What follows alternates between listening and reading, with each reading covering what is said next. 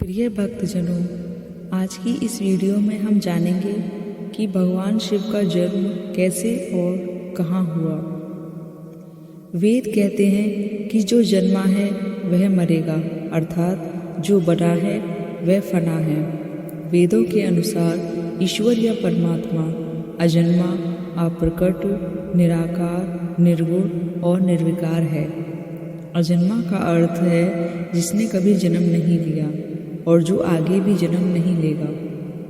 प्रकट का अर्थ है किसी के गर्भ से उत्पन्न ना होकर स्वयंभू प्रकट हो गया है, और अप्रकट अर्थात जो स्वयंभू प्रकट भी नहीं है। निराकार अर्थात जिसका कोई आकार नहीं है।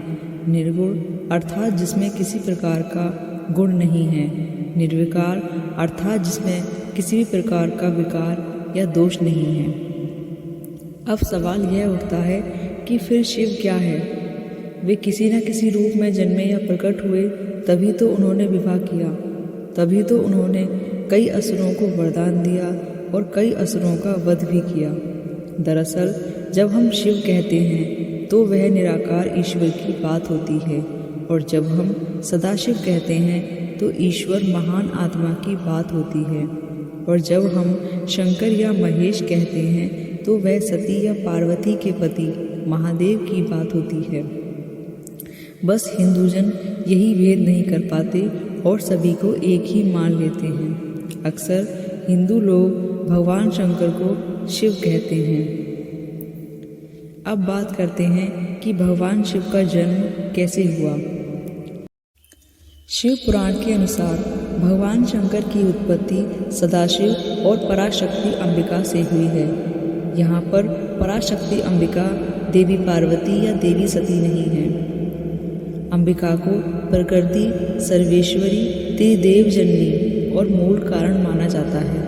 वह दुर्गा का ही रूप है जो सदाशिव की अर्धांगिनी है। सदाशिव से दुर्गा प्रकट हुई। काशी वन के आनंद वन में घूमते हुए सदाशिव और दुर्गा ने सृष्टि निर्माण के लिए एक पुरुष को उत्पन्न करने की इच्छा व्यक्त की। उन्होंने वामांग से विष्णु को प्रकट किया।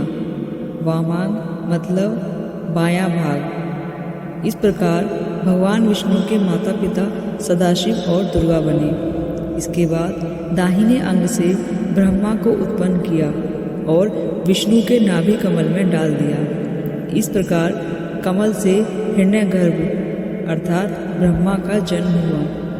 एक बार जब ब्रह्मा और विष्णु में सर्वोच्चता को लेकर विवाद हुआ, तब काल रूपी स्तंभ, जो स्वयं भगवान सदाशिव थे, उन्होंने समझाया कि वे दोनों समान हैं।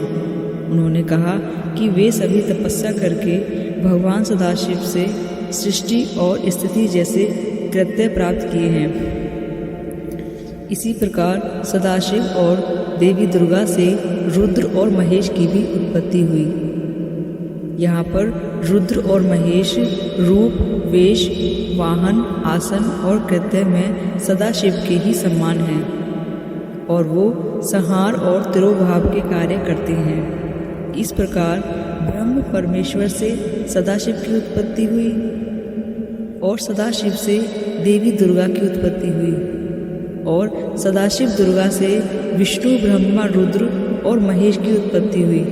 इससे सिद्ध होता है कि ब्रह्मा, विष्णु, रुद्र और महेश के जन्मदाता काल रूपी सदाशिव और दुर्गा हैं। यह मान्यता शिव पुराण में वर्णित है और हिंदू धर्म में महत्वपूर्ण है। यह 7 आत्माओं के सिद्धांत को भी स्थापित करता है।